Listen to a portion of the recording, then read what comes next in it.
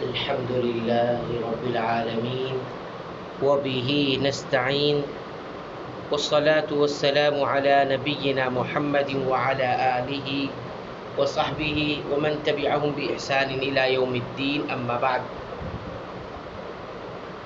کلمہ توحید لا الہ الا اللہ کے شرطوں کا ہم ذکر کر رہے تھے اور مختصر انداز میں ہم نے یہ بتایا تھا کہ لا الہ الا اللہ کی 8 شرطیں ہیں. تو انشاءاللہ اب اسے تھوڑی تفصیل میں ان شرطوں کو سمجھنے کی کوشش کریں گے. تو ان 8 شرطوں میں پہلی شرط یہ بتائی تھی کہ لا الہ الا اللہ کا علم رکھنا اور اس سے جاہل نہیں رہنا. لا الہ الا اللہ کے معنی کا علم رکھنا، اس سے جاہل نہ رہنا، لا علم نہ رہنا. یہ پہلی شرط ہے کہ لا الہ الا اللہ کا معنی ہر مسلمان کو معلوم ہونا چاہیے کہ اس میں ہم کیا کہہ رہے ہیں، اور ایسا علم ہونا چاہیے کہ جو جہل کے بالمقابل ہو، جہل کے منافی ہو. یعنی جہل بالکل نہ ہو، لا علمی بالکل نہ ہو، ہم کو معلوم ہی نہیں لا الہ الا اللہ میں ہم کیا کہہ رہے ہیں. تو کیا علم ہونا چاہیے؟ اس کے معانی کا علم ہونا چاہیے.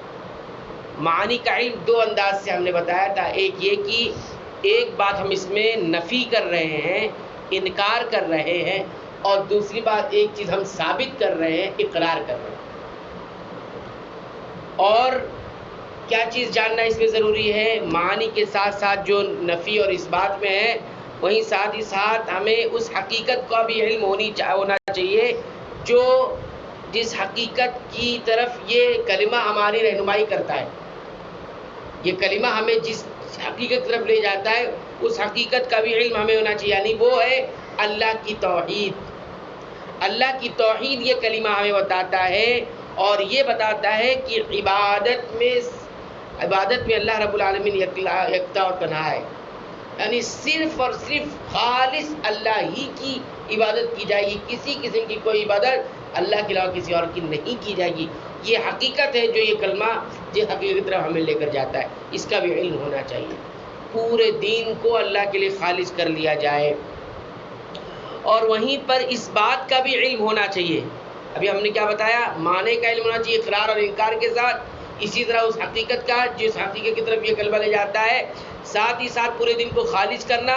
چوتھی چیز اسی شرط میں یہ ہے کہ اس کفر کا بھی ہمیں علم ہونا چاہیے کہ اللہ تعالیٰ کے علاوہ جتنی لوگوں کی بھی عبادت کی جاتی ہے، چاہے ان کا تعلق جاندار سے ہو، غیر جاندار سے ہو، اولیاء و صالحین سے ہو، انبیاء سے ہو، اللہ کے علاوہ جن کی بھی عبادت کی جاتی ہے ان تمام چیزوں کا انکار بھی ساتھ ہی ساتھ ہو. کیونکہ کلمے کے اندر ایک چیز انکار بھی ہے، جو پہلی چیز ہے، پہلا رکن ہے. یہ ساری باتوں کا جب علم ہوگا تبھی ہم نے پہلی شرطوں کو مکمل کیا. پہلی شرط کو ہم نے واقعی معنوں میں پورا کیا ہے. تو کتنی چیز ہو گئی؟ لا الہ الا اللہ کا معنی سمجھنا، اقرار اور انکار کے ساتھ اس کا علم رکھنا، ساتھ ہی اس حقیقت کا علم بھی رکھنا جس حقیقت کی طرف یہ کلمہ ہمیں لے جاتا ہے، یعنی اللہ کی توحید کا کہ اللہ عبادت میں ایک ہی ہے، اور پورے دین کو خالص کرنا یہ بھی. اور اسی طرح کفر کا انکار، یعنی انکار کرنا ان تمام چیزوں کا، ان تمام لوگوں کا جن کی عبادت اللہ کو چھوڑ کر کی جا رہی ہے، ان کو کچھ تسلیم کیا جا رہا ہے. سننے والے یہی ہیں، دینے والے یہی ہیں، تقسیم کرنے والے یہی ہیں.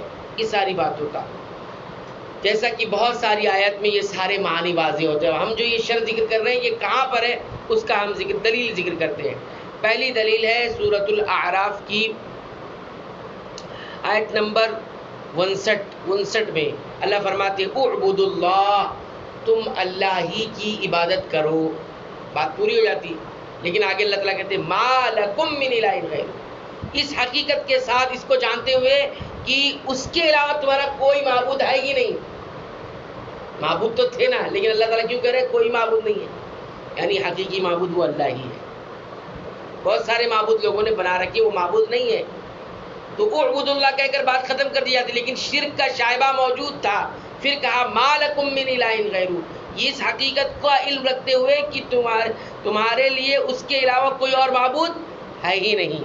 یہ پہلی آیت ہوگی. دوسری آیت کہ سورہ نساء کی آیت نمبر 36 ہے. اللہ فرماتے ہیں وَاعْبُدُوا اللَّهَ، اور اللہ کی عبادت کرو. اس پر بھی بات مکمل ہو جاتی ہے ہمیں لگتا ہے، لیکن اللہ آگے فرماتے ہیں وَلَا تُشْرِكُوا بِهِ شَيْئًا، اور اس کے ساتھ کسی چیز کو بھی شریک نہ ٹھہراؤ. تو شیئان میں سب آتے ہیں، اللہ کے علاوہ جتنے سب شے ہیں. وَلَا تُشْرِكُوا بِهِ شَيْئًا، اس کے ساتھ کسی کو بھی شریک نہ کرو. یعنی اس حقیقت کا علم رکھتے ہوئے تم اللہ کی بات کرو. لا الہ الا اللہ کا معنی یہی ہوا، اس کے معنی کو سمجھنا. تیسری آیت کریمہ دیکھیے، اللہ فرماتے ہیں سورہ بینہ کی جو 30ویں پارے کے اندر ہے، آیت نمبر 5 میں وَمَا أُمِرُوا، انہیں حکم نہیں دیا گیا تھا الا مگر اسی بات کا لِيَعْبُدُوا اللَّهَ کہ وہ اللہ کی عبادت کریں. اللہ کی عبادت کریں، اس کا حکم دیا گیا. اتنے پر بھی بات مکمل ہو سکتی تھی نا کہ اللہ کی عبادت کرنا ہے بس، لیکن کہا شرک کا شائبہ ہو سکتا ہے نا کہ اللہ کے ساتھ کسی اور کی بھی کی جا سکتی ہے. تو فرمایا نہیں، مخلصین لہ الدین، انہیں اس بات کا حکم دیا گیا تھا کہ اللہ کی عبادت نہیں کرنی ہے، اللہ کی عبادت تو کرنی ہے لیکن مخلص ہو کر، خالص ہو کر، اور پورے دین کو خالص کر کے ہوئے. یعنی کہیں بھی کسی قسم کا شرک نہیں آنا چاہیے. تو یہ 3 آیات میں ہم دیکھ رہے ہیں کہ ان تینوں آیات میں اس بات کی طرف رہنمائی کی گئی ہے کہ لا الہ الا اللہ کا ہمیں معنی کا علم رکھنا ہے. جتنی باتیں بتائی گئی ہیں. اب اس میں ہم نے یہ بتایا تھا کہ علم رکھنا کس کے اپوزٹ میں آتا ہے؟ جہل کے. ایک ہوتا ہے علم. علم کی تعریف ہم نے آپ کو بتائی تھی کہ علم کہتے ہیں کسی چیز تک پہنچنا ویسے ہی جیسی وہ چیز ہے اور ایک دم یقین کے ساتھ، اس کو علم کہتے ہیں. اس کے اپوزٹ میں کوئی بات نہیں ہونا چاہیے.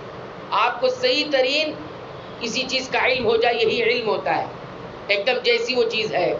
لیکن ذرا سے بھی اگر ہٹیں گے تو اس کو علم نہیں کہتے. اور جہل کسے کہتے ہیں؟ کسی چیز کے بارے میں بالکل جاننا ہی نہیں. جہل کہتے ہیں کسی چیز کے بارے میں آپ بالکل جانتے نہیں ہے کیا چیز. کیا ہمارا رویہ کلمے کے ساتھ ایسا تو نہیں ہے کہ ہم کلمہ تو ادا کر رہے ہیں، زبان سے کہہ تو رہے ہیں، لیکن ہمیں کلمے کا معنی ہی نہیں پتا ہم کیا کس بار کر رہے ہیں. تو یہ شرط پوری نہیں ہوتی ہے.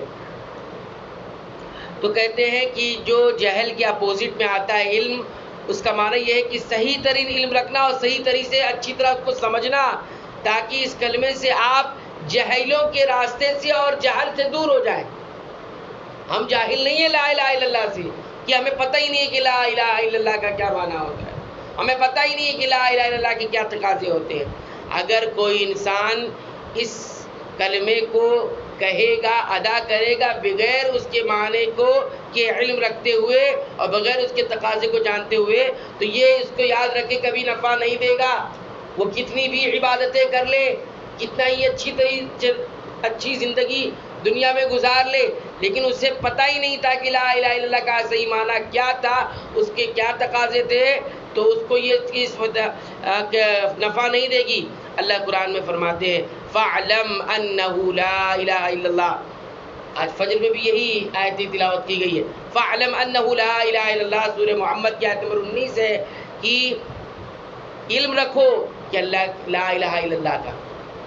فَاعْلَمْ أَنَّهُ لَا إِلَهَ إِلَّا، علم رکھو، معنی یاد رکھو لا الہ الا اللہ کا کیا ہے، یعنی اللہ کے سوا کوئی معبود برحق نہیں. وَاسْتَغْفِرْ لِذَنبِكَ، اور مغفرت مانگو لِذَنبِكَ، اپنے گناہوں کی.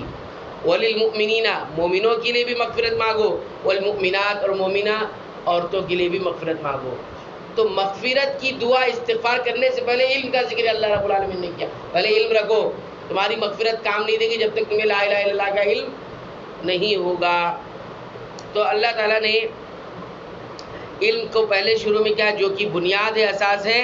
اور اسی طرح حدیث میں آتا ہے، وہ دیکھیے اللہ تعالیٰ اللہ کے نبی صلی اللہ علیہ وسلم فرماتے من مات، جس کسی کا انتقال ہوا، وہو یعلم، اور وہ جانتا ہے، علم رکھتا ہے، انہ لا الہ الا اللہ، لا الہ الا اللہ کا علم رکھتا ہے، دخل الجنہ، جنت میں داخل ہوگا.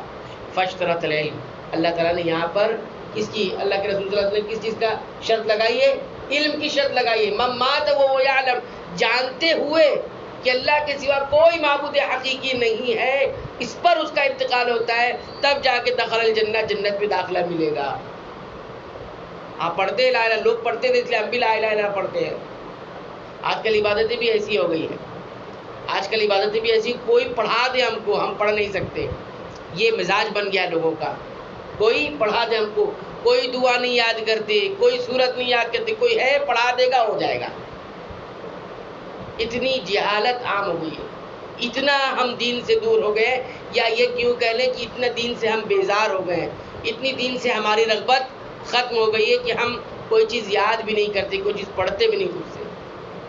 تو یہ بات بتائی گئی، حدیث سے بھی یہ چیز ثابت ہو گئی ہے، پہلی شرط کی علم رکھنا، اور قرآن حکیم سے بھی یہ چیز ثابت ہو گئی۔ تو پہلی شرط آپ یاد رکھیں کہ لا الہ الا اللہ کا معنی آپ اچھی طرح یاد کر لیں، یاد کرنے کا مطلب اس کو سمجھ لیں اچھے سے، رٹنے کا مطلب رٹنا نہیں کہ رٹ لیں تو ہو جائے گا کام، نہیں، بلکہ اس کو اچھی طرح سمجھنا۔ تو یہ پہلی شرط ہے جس کا ذکر کیا گیا۔ دوسری شرط ہے جو اندر 10 میں ہم ذکر کریں گے۔ اللہ تعالیٰ سے دعا ہے کہ اللہ تعالیٰ ہمیں ان تمام باتوں کو یاد رکھنے کی توفیق عنایت فرما، آمین۔